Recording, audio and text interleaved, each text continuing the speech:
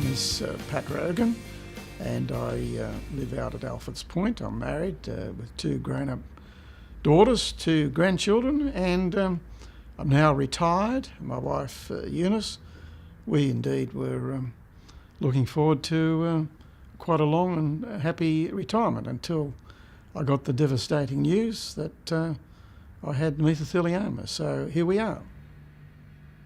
I started off as an electrician, and then I became a technician, then went back to school and did engineering, and then I became a sales engineer. And it was indeed while I was working as a technician that my contact with asbestos became the reality, because it was everywhere, and it was like a refinery that I was a technician. But then I became an engineer, sales engineer, and I had no further contact with that awful material. And I was in that for a number of years until I jokingly say my career took a downward slide because I became a politician. Jokingly, I used to say I'd put myself in for my 50,000k checkup each year and do the usual things, blood and all that type of thing, the heart and the like. And I was enjoying excellent health, and I guess I lived a nice healthy lifestyle, eating the right foods, maybe drinking a little too much sometimes, but not to excess all the time.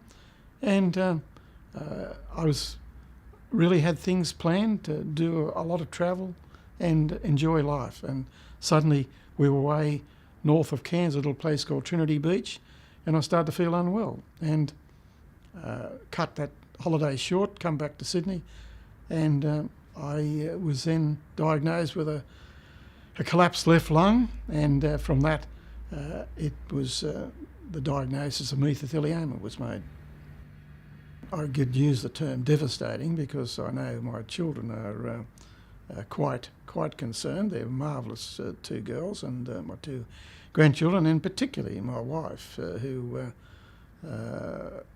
we've been very close for 55 years, and we were again planning on a whole lot of things we had put off because of my busy life, and suddenly we weren't going to do those. And with this awful disease, the specialists, the experts will tell you that between 6 months and 2 years you've got really, on average. One hopes with treatment that one might be that, but the realisation, the reality is that you've got to look at the cold hard statistics on it. One of the things that when one has this awful disease and knowing that there could be a term on your life, you understandably want to ensure that your wife and children are looked after. The man who did all the work for me was Armando Garderman, and he is one of the principal legal person at Turner Freeman. And look, for people who may be, a bit sceptical about lawyers, he would just dispel any of that scepticism. He was tenacious, like a dog with a bone. He just wouldn't let up. And in the end, he was very successful in having my claim negotiated and completed. So I couldn't not but fault him.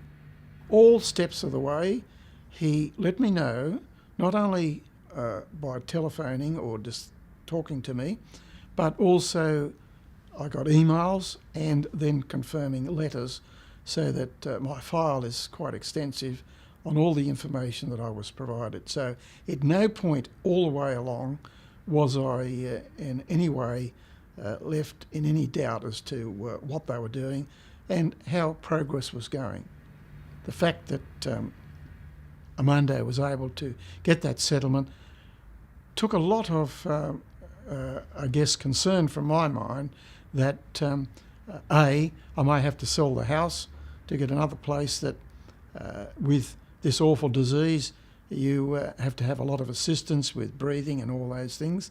and there'll be money there to ensure that you don't go backwards when you sell your property and buy another one, and that your wife is looked after, and of course through her, your children are looked after as well.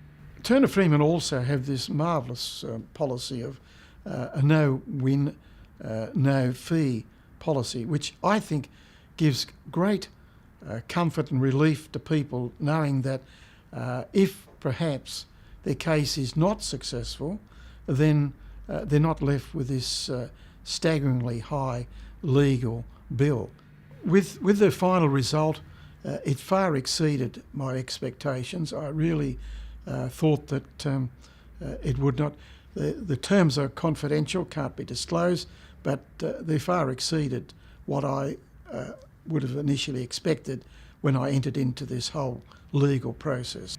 It was all settled out of court through the excellent skills of the legal firm, Turner Freeman, and of course Armando Gardeman and his team.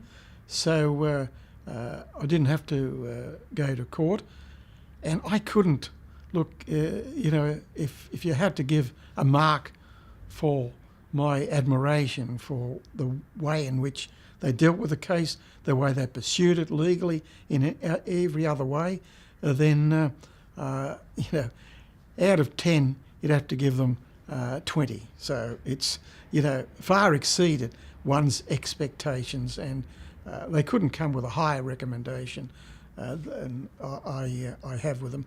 Not because it was necessarily successful, but how that success was achieved and the confidence it gave me in knowing that the legal people looking after my case were par excellence. They were great.